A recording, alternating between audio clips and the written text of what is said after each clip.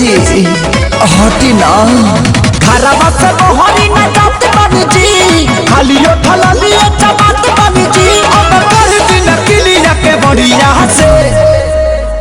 सैया छोड़ दीना के राजा सैया छोड़ दीना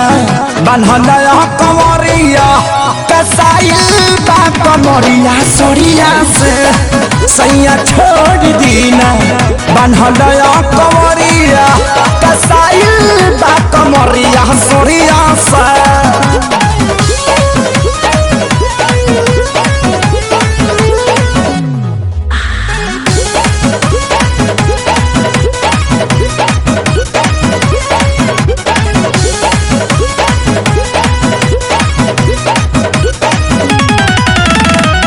लागता दरदिया पोरे पोरते हम काहे राजा खाए वाला थरिया के फोड़ दे हम का ए जी लागता दरदिया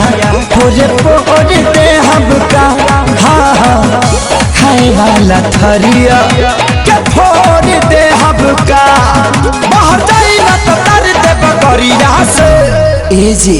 सैया छोड़ देना बनहल कमरिया कसाइल बा कमरिया सरिया से सैया छोड़ देना बनहल कमरिया